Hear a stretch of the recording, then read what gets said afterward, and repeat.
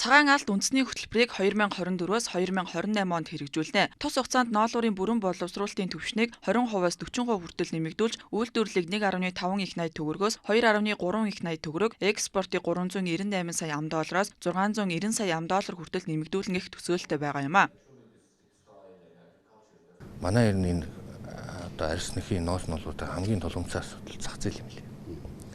Яг бодит гэрээ хилцэл хаана вэ? Ялангуяа арьсны үйлдвэрт ингээ очиод үзэхээр маш цаг хүн хүч шаардуулаад арьсаа бэлтгэждэг хаан зарах уу гэдэг юм нэлээ хүндрэлтэй байд юм байна. Хоёрдугаарт манай малын эрүүл мэндтэй холбоотой Монгол арьс ширний ялангуяа чанар их сүүлийн жилүүд муудаж байгаа юм. Манайх нэг 10,000 тонн ноолоор гардаг. Тэрнийхээ 4-5,000 дотоод үйлдвэрлэгчд боловсруулт юм. За үлдсэний хөвчлэн хятадд тулсан үйлдвэрлэгчд ирж авдаг.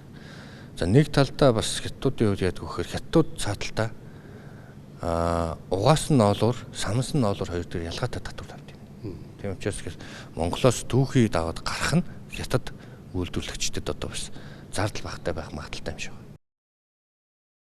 Харин үүнээс хойш ноолуурын борлуулалт болоод үн буураад байна. 2025 оны эхний 3 сарын байдлаар 72.3 тонн самсан ноолуур гаргажээ. Энэ нь өнгөрсөн оны мөн үеэс 55%-аар буурсан үзүүлэлт юм а. Харин үнийн дүнгийн хувьд 45.3%-аар буурчээ. Уг нь Зүүн аймгийн ноолуурыг хэдийнэ бэлтгэж дуусгасан ч ноолуурын экспорт 2 дахин буурсан үзүүлэлттэй байна. Цаашид үндэсний үйлдвэрүүдийн үйл ажиллагаа тогтворсон тохиолдолд үн өсөх бүрэн боломжтой бөгөөд үндэсний үйлдвэр байхгүй цагт гадны худалдаачид хүссэн хэмжээгээрээ үн буулгах эрсдэлтэй гэж харж байгаа юм а.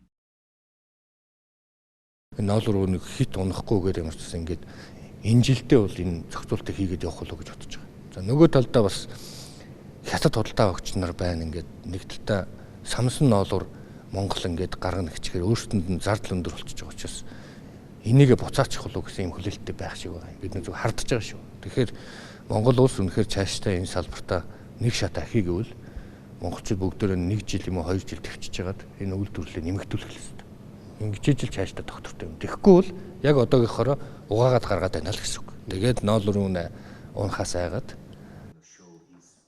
2022 онд гарсан угаад савнах тогтоол энэ жилээс хэрэгжиж эхэлсэн байна. Тэрийгэ цаг тулгаж хэлсэн. Засгийн газраас аж ахуйн нэгжүүдэд өнгөлтөө зээл олгож дотоодын үйлдвэр хөгжүүлэе гэж байгаа ч хаана очоод угаад үйлдвэрлэх нь тодорхойгүй. Нэмэн үртэг шингээж экспортод гаргана гэж байгаа ч борлуулалт буурсан. Хятад улсад угаасан болон самсан ноолуурын татвар ялгаатай байдаг бөгөөд түүхий эдээр навч борлуулах нь хятадын худалдаа эрхлэгчид ашигтай байдаг тул борлуулалтад багассан гэж хэлж болохоор байна.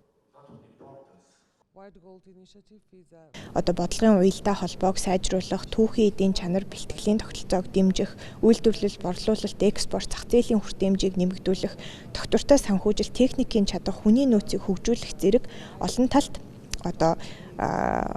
олон салбаруудад анхаарч ажиллана. Бид сая маш чухал нэгэн илтгэлийг сонслоо. Үүнд ноос ноолуур арьс ширний салбарын нэмэн өртөгшин гэсэн бүтээгдэхүүний үйлдвэрлэлийг дэмжих шаардлагатай гэсэн байна. Бид бас түншүүдтэйгээ хамтран энэхүү чиглэлд хамтран ажиллах юм а. Ямар ч тач хоёр талын байр суурь тодорхой байна. Цагаан алт хөтөлбөрийн хүрээнд түүхий ноолуурыг дотооддоо угааж савнаж боловсруулах зорилт тавьсан. Монгол улс технологийн хүчин чадлаа бүрэн суйрлуулсан бөгөөд ноолуураа 100% дотооддоо боловсруулж олон улсын зах зээлд бүтээгдэхүүнээр өрсөлдөх боломжтой гэж үзэж байгаа юм. Харин газар дээрх бодит байдал малчтын хувьд энэ шийдвэр орлого буурах ноолуураа борлуулах боломжгүй болох эрсдлийг авчирч байна.